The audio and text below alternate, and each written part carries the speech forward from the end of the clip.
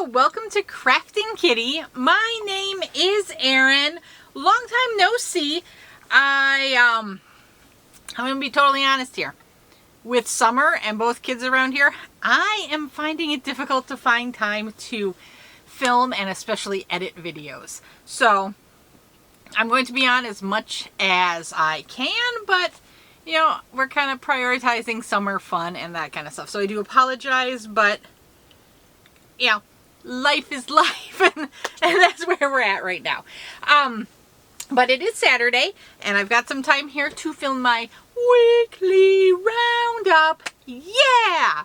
What is my weekly roundup? Well, once a week I like to go through my week in crafting and the book I'm reading. I'm not going to find a place to put my hair tie, so it's staying on my wrist. So basically that means we go through my FOs, finished objects, my WIPs, my works in progress, and at the end I like to talk a little bit about the book I'm reading if I remember to grab it, and in fact I did this time. Programming note, I'm going to try my hardest to film the Fridays with Fred things we're making Thursday today so I can post it tomorrow, but like I said, no promises, we do what we can. So let's go ahead and hop right in. No. We need to do our stitch marker of the day.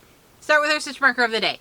I have the summer set of stitch markers from Miss Ellie Leva at Ellie Leva's Crafts and More.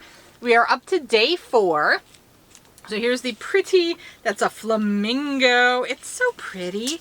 And we'll see what this stitch marker is. Now this had kind of a travel theme to it so far. So let's see. Oh, that is really pretty. What is that? Oh, is it tennis rackets and a tennis ball, maybe? At first I thought maybe it was a fish, and now I'm kind of going tennis rackets. I don't, let me know in the comments. What do you think? But it's an enameled brass pin. Just try to get it nice and close there. I'm going tennis rackets with a tennis ball and that thing to kind of make it look like a UFO or a fish. Like if you do it this direction, it kind of looks fishy. It is very pretty, it's very fun, and it will be a fantastic stitch marker progress keeper. So let's get this on my set. And I do have to tell a story about this because I promised I'd tell a story and I have not told it. So here is the set so far. Beautiful. So this set is courtesy of Miss Crystal Steel Sky. So what had happened was a while back I showed some yarn I was thinking about using for a sweater, and she was like, whoa, I need that yarn. If you're not going to use it, can we work out a deal? And I was like, sure. So we made the arrangements, and then she felt I did not ask for enough in payment. So she sent extra money and told me to use it to buy my next set of stitch markers from Ellie Leva. So that is what I have done. This is the stitch markers from Ellie Leva, courtesy of Miss Steel Sky. Once again, thank you. I appreciate it greatly. But once again, you did not have to. I felt the price was fair given what I had paid for the yarn, but thank you, I appreciate it. But now let's hop into finished objects. I did indeed, I've got my Queen's Crafts by Bridget 100 gram sock bag here. And what does that mean? It means I have finished Little Miss Bingo's second sock. So here it is. Cute little kiddo sock. I left the stitch markers on this one so I could remember which one I finished this week. So here's the second.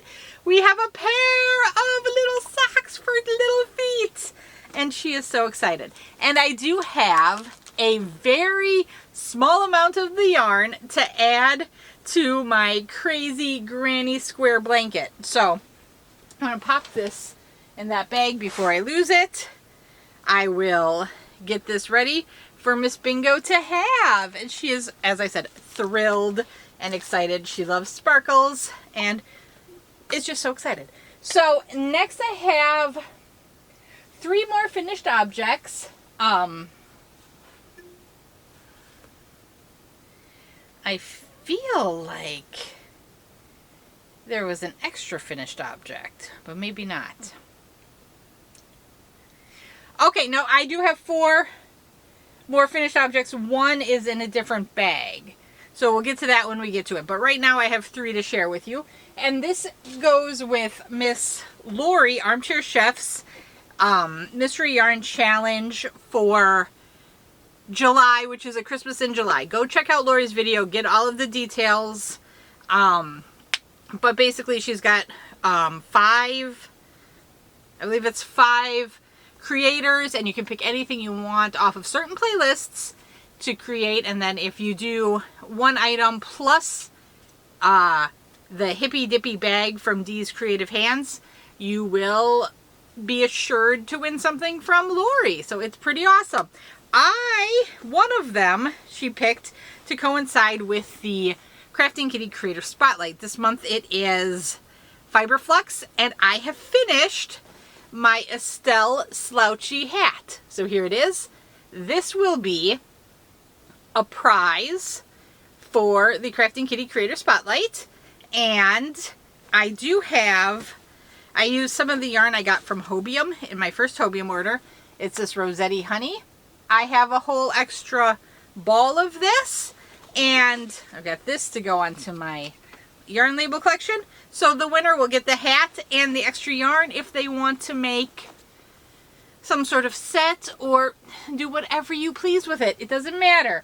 But remember, get me your Fiberflux entries by the end of the month to join in the fun. I also made, this is the Snowflake applique from Jada in Stitches, but I added a chain to make it a snowflake ornament. I used a sparkle, it's a Red Heart sparkle yarn I had in my stash. I had a partial ball, so I thought that was a fun way to use that. And then, I'm going to be honest, this was not the original pattern I chose from Glenda Creative Grandma, but I wanted to make her, she had a Christmas tree, but I thought it was going to be knit in one piece. I didn't realize she wanted you to, like, layer things on a styrofoam cone, and I did not have access to a styrofoam cone, and I'm trying to not buy extra things. So instead, she had a snowflake washcloth. Now, I made mine kind of more of a doily because I used that same sparkle yarn, which is acrylic, and that's not going to work as a washcloth, but it's a nice sparkly little snowflake, in my case doily, but she intended it to be like a washcloth using cotton yarn. But this was really fun. It's just 7 rounds and really fun little shell stitches and chains. So mostly double crochets. I don't know why I'm showing you the back.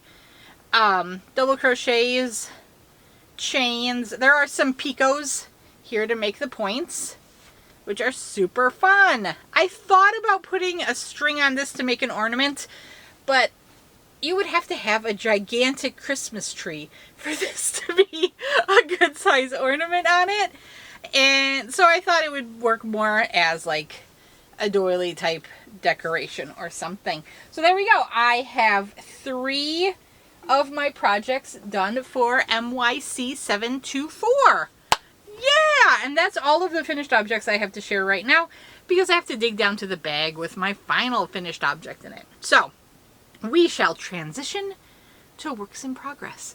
What did I do? I did more work on my, this is my Spectre sweater from Hohi Locatelli. I am using my Ginger Snap Yarn Advent Calendar from last year. I am really wanting to kind of power through this to finish the yoke because I would love for this, once it gets to the straightaway, I think it's going to be a straightaway. That's what I think of it in my head. So it's a top-down,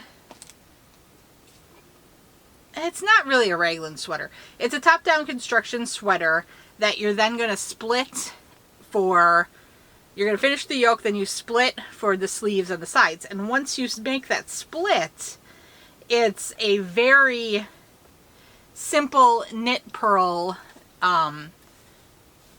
run until you get to the bottom ribbing, which then it's just, you know, knit 2, purl 2, knit 1, purl 1. I don't know. I'll figure it out when I get to that part of the pattern, right?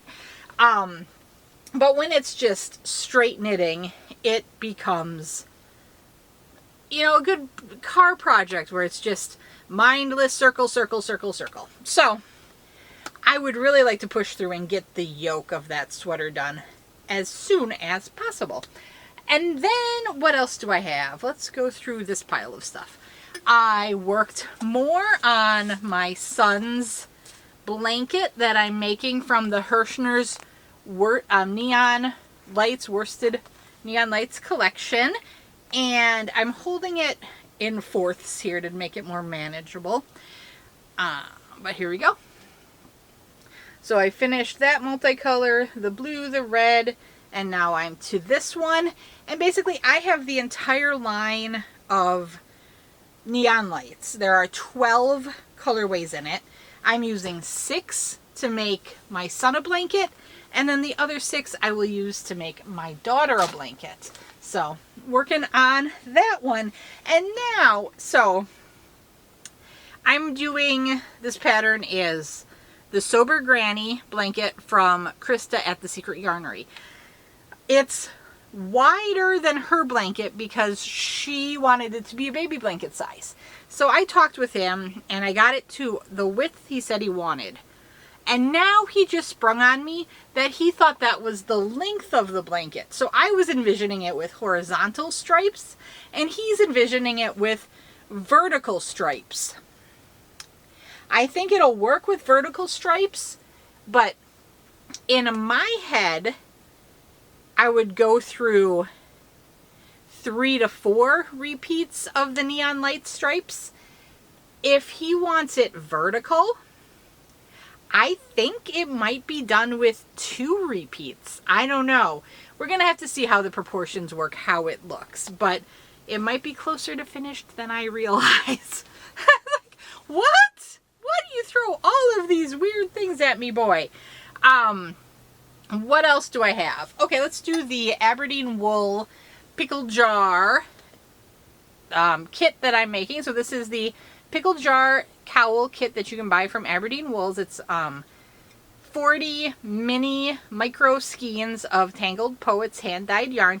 It comes with 2 patterns and a set of circular knitting needles to make projects with. So it looks like there's good news coming out of Aberdeen. I posted, or I said what I knew last week, and then much better news came out. So it looked like they were going to have to maybe sell their sheep and do other things to try to keep the business afloat and turn off online shopping. I'm not sure about the online shopping situation. Just keep checking their website to figure that out. But news is they sold a lot, especially their like holiday boxes and things, so they may not have to get rid of the sheep, which is so exciting. I hope they come through of it. Most of all, I hope she finds her health again, because that's most important. But it's exciting to see how the crafty community can come together. Anyway, I am making, oh, I've got other things sitting on top of what? Okay, so my goal is every week to add one of those minis to my project I'm making, which is the original cowl project. I did not finish my mini for this week, but it's so darn close. So here it is. This is the mini that Bingo picked. And as you can see, it's so close. It is very close. So my plan is here this week, or probably today, to finish that up and then have Bingo or Chomps pick out the next mini skein that I'm adding there. But there we go. Not quite met my target, but it's darn close. So the sparkle socks were my basement project. So I think I've discussed it a couple of times before. I have basically a craft project in each kind of main area of the house. So if the kids are in the basement play area or we're doing something down there, I've got something to work on. If we're in the main level, kind of in the living room or at the dining table doing work there, I've got something there. And then I've got stuff up here in the upper level, like in the craft room here while I'm editing. I can work on that cowl, the Tangled Poets cowl, the Aberdeen Wools cowl, pickle jar cowl, whatever you want to think of it as. And then I have multiple projects in the master bedroom. But the socks, the sparkle socks, were my basement project, but I had gotten bored of the socks at one point and started a crochet project for my son. So he had picked out this varsity bright red big twist pound plus thing. Is it varsity red? It is varsity red. So bright tomato, bright red. Red and orange are his favorite colors. And I have been freehanding a sweater for him. So here it is. I have just gotten to the point. So it's kind of a raglan style, but I think I miscalculated to get the true raglan. So I'm already down. Like I've got his... I said the word a bajillion times talking about the Spectre sweater, and now it's totally slipped my mind. I finished the top part of the sweater where I would split for the sleeves, but it's not, the sleeves weren't big enough to close around his arm, so I had to do the chains. So there we go. I've got the chains going there, but I've got a little raglan style sweater going there. I'm using the lemon peel stitch for the main body and just double crochets for the sleeves. It's very similar to the construction of the mandala sweater I made for him last year. Not last year, just a couple months ago. So that is exciting. For that I'm using a 5mm crochet hook. It's just a cheap set I got off of Amazon for like 10 bucks for the whole set. For my next project, and if you're curious, this is the project that's on the main level of the house, so dining room, whatever. It is my... I'm freehanding that, so there's no pattern, nothing. It's just coming out of my noggin. That project is my Sweet Illusions blanket, which is, of course, a Bag-O-Day pattern. And her pattern, somebody asked this in the comments, and I've lost it. I'm so behind on comments. I'm, like, just consider me behind in everything. And I'm apologizing, but yeah, life is life, and I've been told not to apologize for life, and I'm not gonna. We're gonna enjoy our summer. And I keep saying that as I'm apologizing, so it's a work in progress. I'm from the Midwest. It's what we do. So I'm making the Sweet Illusions blanket. In her tutorial, so in my head, she said 6 cakes of yarn. And I went off and I bought 6 cakes of yarn. And then I rewatched the tutorial and she said 7 cakes of yarn. I was like, oh, darn it. So I've scaled this down. So this is not to the proportions that Bod has in her video. But I am making it. I have just tied on my 3rd cake. And I'm hoping to make this kind of a throw size blanket. And here it is. It's so fun. It's so soft. It's so cozy. Bingo is already advocating that she should get to keep this blanket. One day, maybe what I need to do is just use a color of yarn that the kids are in no way attracted to. Maybe I need to do like browns and neutrals or something. But I am using, is it beet red or red beet? Beet red. And this is, I literally just tied on the cake. So, brand new cake. I had a little bit of barf trying to find the center, because in that one, you start your cake, and then however you've done it, you want to reverse the next cake, and then reverse it again, so you get the bigger chunks of what other color. So you follow whatever color you're ending the last cake on, you're starting the new cake with, if that makes sense. I feel like I'm butchering how to say that, but you know what I mean. And for this one, I'm using a J 6mm crochet hook. Here's my next finished object. I have been trying to work through my Rave yarn, and so I have just about every color in the Rave run, except I was not able to get my hands on the pink and black one. So I'm kind of keeping my eyes out for it, but if I don't get it, it's no big deal. But Bingo wanted a hat made out of the unicorn colorway, and This, I did this off the top of my head, but I know Crystal from Bag O' Day has a very similar pattern. She's got a couple of fully ribbed beanies on her channel. The one that's coming to mind initially is the Quicksilver beanie. So if you are looking for a tutorial for something similar to this, check out Crystal's Quicksilver beanie, but I did not follow that. I just did this out of my noggin. And I just love, again, I love how this works. So it's all double crochet front posts and then regular double crochets, and for the brim I did, I think, 3 rounds. 3 rounds of half doubles.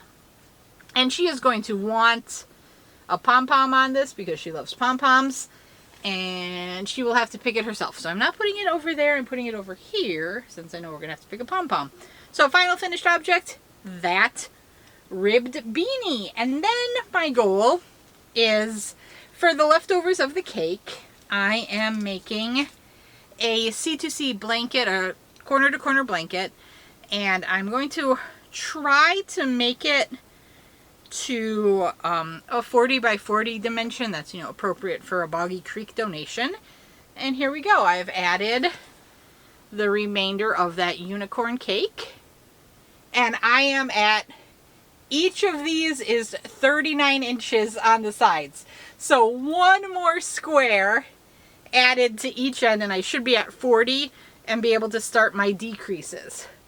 There we go, kind of hold it in half. I started with the safety cone. I've Cyan Crush, Light Bright, Unicorn. And then, so Chomps gets to pick the next color, and he wanted a hat made out of this bright bad boy, which is Electric Citrus, orange and yellow. Yikes. I actually started a hat with it and ripped it out. I was going to do the Bod Hatapalooza hat for this week with it, and it just didn't work out. I'm not sure. So I know Crystal in that pattern uses a DK 3-weight yarn. This is a roving style 4-weight. I sized up my needles. I thought it would work right. And I don't know if it's the fact that it's roving or whatnot, but it looked bad. So I ripped it out, and then what I find is with the Bod Hatapalooza, if I don't immediately grab the yarn and do it, I say, oh, I'll find my DK later. I never find the DK and the hat doesn't get made. So I'm sorry, Laura. I did fully intend to do Bod Hatapalooza this month or this week, and it got away from me, as other things did as well. But now we'll come to my final whip, which is of course my husband's socks. I'm making simple ribbed socks, which I got as a perk from the P4A, the Project for Awesome, maybe 2 years ago. And it was part of a sock pattern pack from Woolly_Waves. I am using this beautiful tonal green yarn from Jelly Beans Yarns. The colorway is Seaweed, and here it is. I am continuing to work on the straightaway foot portion of the sock. I have 15 rounds left until I start decreasing for the toe. There is a good chance this sock, this whole pair of socks, is finished because I've already done the first sock. Now this is 15 rows left of the foot of the second sock. What? That's exciting. I'm so excited. And then I get to start a new sock. My thought is, I want to use that yellow and blue Golden Girls set I had got from Trilogy Yarns. I think it was, it's something like, how could I look so fabulous but feel so bad? How do I feel so bad but look so fabulous? Something along that line. It was a very funny line from Blanche in the show, and a beautiful colorway. So yeah, that is my goal. But I want to do that because it's a sparkle base, and I had some questions about how the sparkle yarn works in socks. And, well, I showed you, but I've got other things stacked on top of it now. This is my second pair of socks out of that ball of hobby Halloween yarn, the Vampire, I think it's Vampire's Kiss, or it's just called Vampire. The pink, black, and gray is very pretty, but it has the whole ply of sparkle working through it. And that to me does not bother my feet. I think it's fine. But the Trilogy yarn is more of where it doesn't have the full ply, but it's got the little tinsel pieces in it. And I have not made socks out of that. I've used stuff like that for shawls and that, but not for socks. So I don't know. And I do have sensitive skin, especially on my feet. Weird Erin fact, I get an extreme itchy, my feet get extremely itchy. I get like hives and redness if my clothes get washed in bleach, and especially my socks. So we can't use any sort of bleach for my clothes. And it's to the point where if bleach gets used in the washing machine, it has to be like the one load, and then another load has to run through the washing machine, and then an Erin load can go through. It's weird. I don't know if it's an allergic reaction or what. It feels allergic, but it's weird because I can like clean with bleach solutions like the Clorox 401 disinfectant spray. I can clean with it and not have a reaction, but if it's on my skin, close to my skin, especially on my feet, I get that weird reaction. So yeah, I have kind of sensitive, weird skin. So I feel like I can kind of speak to if that's going to bother my feet skin, especially. Sorry if that's TMI. But if you were just here for the yarny goodness, thank you so much for joining me. I hope you have a wonderful day, wonderful weekend, wonderful week. Let me know what you're making, what has you passionate lately. What are you doing? Are you doing Christmas in July stuff? Are you just taking it easy for the summer and enjoying the summer? I'm curious what you doing. I want to know it all. But I am going to move into the book talk. So if you're not interested in the books, thank you. I'm glad to have seen you a bit this week. If you want to talk books, let's talk books. I have made great progress in my, it should go like this. I only have 3 short stories left before I finish the Rogues anthology by George R.R. Martin and, am I holding it properly? I hope so. George R.R. Martin and Gardner Dozois. D-O-Z-O-I-S. So, let's go through the short stories that I've read and not read. Scott Lynch. I was in the middle of this one last time we spoke. Scott Lynch is A Year and a Day in Old Theridane. I loved this story. This is probably my favorite one in the book so far. I really, really enjoyed it.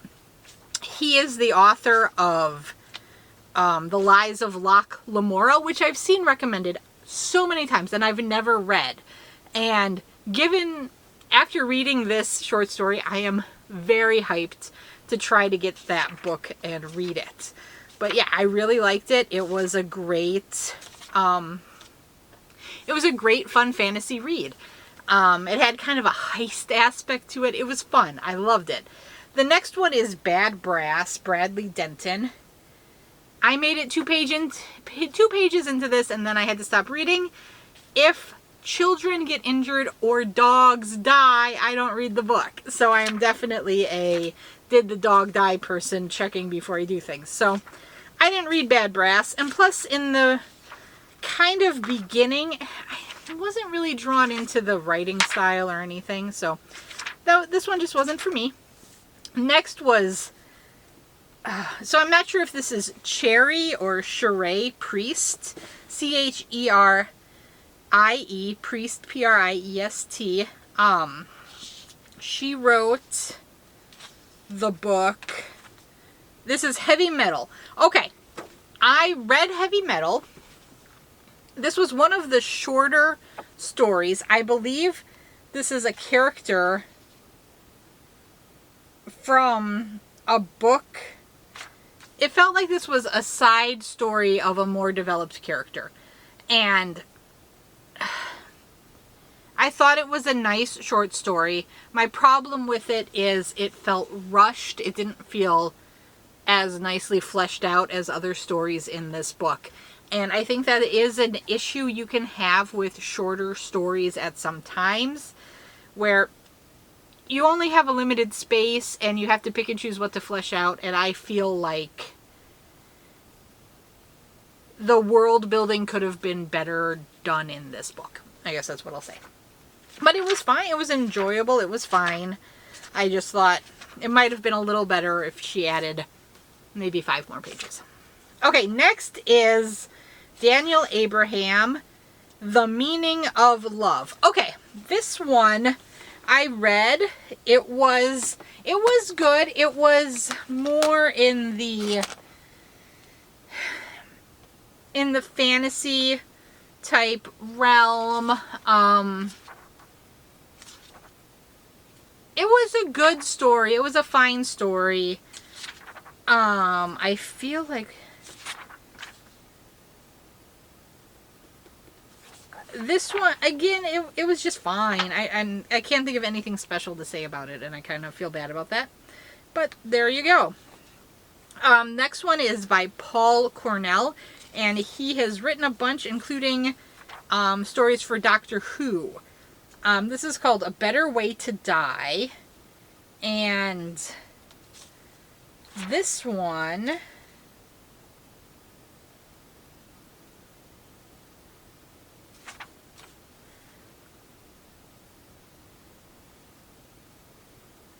I had read this, but I'm going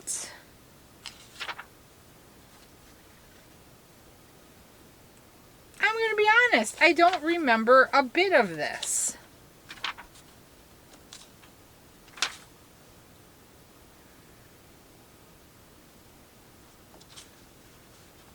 I don't have any remembrance of this. It is kind of it's like a short story set in an established world. From just rereading the intro here, it did have kind of a James Bond-y kind of feel to it, like spies, that kind of stuff, but I guess not that memorable, and I didn't read it that long ago. Okay, so next we have Steven Saylor, S-T-E-V-E-N, Saylor, S-A-Y-L-O-R. He writes a lot of historical mysteries, apparently, and this is called Ill Seen in Tyre. I'm going to say Tyre, T-Y-R-E. This was a fun one. It was kind of a teacher-student traveling, seeing the world, set in, I'll say, ancient Rome. And there's some magic elements in here. And yeah, it was fun. Yeah, it was fun. It was nice. The teacher is a poet, so some talking about that. Yeah, interesting. I thought it was good. Yeah. So the next one was Garth Nix, N-I-X, and this is apparently he has an existing series where he deals with the adventures of Sir Hereward and Mr. Fitz. So Sir Hereward is a roving knight, and his companion Mr. Fitz is a millennia-old sorcerer who happens to be an enchanted puppet. This one was fun. This one was really fun. They have to try to steal something that has been inhabited with the souls of old gods, that they are trying to make sure the old gods aren't released and brought back into the world. So, it was a good one. It was fun. I'm not familiar with that series, so I'm not quite sure how it fits in, but I thought they were fun characters, and it was interesting enough to, if I come across books, maybe read them, but I'm not going to search them out, if that makes sense. Next one I did not read, Walter John Williams. It is Diamonds from Tequila. I read the first 5 pages, and it was kind of like about some sort of like movie film star having some sort of adventure, and I didn't like the writing style, so I wasn't going to waste my time on it. Diamonds from Tequila. And it was a long one. I was like, I don't know if I want to wade through this. It's something like, if it was a 20-pager, maybe I would have stuck with it, but it was not. Okay, so the next one is Phyllis Eisenstein. And this is, again, written in an existing world that she's already created. So it's a short story in an already created world. Apparently, at this time, it was the first new Alaric story in decades. It's about a minstrel who travels the world, and he has some magical teleportation abilities, I guess. And this one was interesting. He is accompanying a caravan in the desert on their adventures. And I thought that one was very, very good. It was very good. I didn't feel like, you know, sometimes if it's in a pre-existing world, maybe the author assumes you know more than you do. And I don't think that was the case. I thought this was really well fleshed out. It was a nice story. It was a good story. Again, I'd probably read more if presented with it, but I'm not going to search it out. Next is Lisa Tuttle. And this was a good one. This is The Curious Affair of the Dead Wives. And this was like a real kind of murder mystery set in... It feels very Sherlock Holmesy, so whatever time period that is, I don't know. Certainly in a time where women weren't allowed to be a business person, and one of the detectives in the story is a woman. I thought it was really good. It was a good one. Again, really well fleshed out and done. Yeah, I thought it was nice. It was fun. A good mystery, and yes. There's some ghostly aspects to that one, so that's kind of a supernatural mystery type thing. Next we have Neil Gaiman. This book is out of his Neverwhere universe. I have actually not read Neverwhere, which it's been on my list to read. I would like to read it. So it was a little interesting to have this come up given the new allegations coming out around him, and I don't want to get into all that. This is a crafting channel. So I'm just going to talk about the work. It kind of gets to, though, I said I'm not going to talk about it, I'm going to talk about a little bit about it. Gets to the whole J.K. Rowling and can you separate the art, the creation of the artist from the artist themselves. I am of the opinion that I had already bought this. This was already in my possession. I think you can separate the art from the artist. I think once the book is created and it's out there, just because you're buying the book doesn't mean you support the personal views or actions of the individual, but I think it's good to also think about the impact and all of that of our personal actions. And that's about all I'm going to say about that. I'll be honest though, the allegations and controversy kind of hurts, especially because I really thought he was I thought he was a safe, good, creative ally person, and yeah, I mean, don't have idols, I guess. Don't put people on pedestals because they can fall. Okay, so the book here is called How the Marquis Got His Coat Back, and it was fantastic. It was a great read. He is a wonderful creative author, which is, I think, where a lot of people are struggling right now in what to think. And yeah. Same with, like, I'm not going to go more into it, but I was going to say same with Joss Whedon. There was a lot of allegations with him a while ago, and I love Buffy, I love Angel, I love Firefly especially, and again, I think you can still love those things without supporting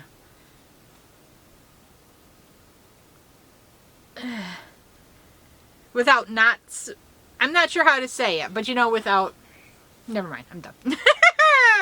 Okay, this was really, really good. This was a good story. He's so good at world building. It was good. I liked it a lot. If you like Neil Gaiman, if you like the Neverwhere universe, you probably might want to read it. How the Marquis Got His Coat Back. The next book, which I haven't started, the next story, the first of the final 3, is by Connie Willis. And it is called Now Showing. Apparently this is a fast, funny, furious story where she takes us out for a night at the movies that turns out to be a lot trickier and more complicated than just buying a ticket. There you go. You know as much as I do about the final, or about the next story I'm going to read. So yeah, my plan is, I really hope I can't see how I won't, but you know, things happen. Finish this book this week and hopefully start my next book, which is the third novel in the ACOTAR, the A Court of Thorn and Roses series, and it is the A Court of Wings and Ruin. I think it's up to Wings and Ruin. Yeah.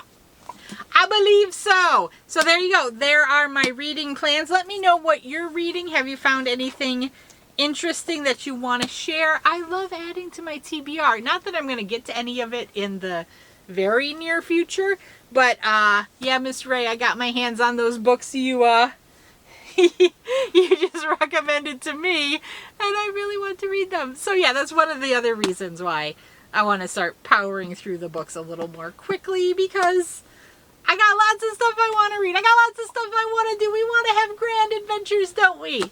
Yes, we do. Okay, I have been blabbering a very long time, so I'm going to go ahead and stop here. I will hopefully see you tomorrow, but if not, I'll see you when I see you, and I love you all. Okay, talk to you later.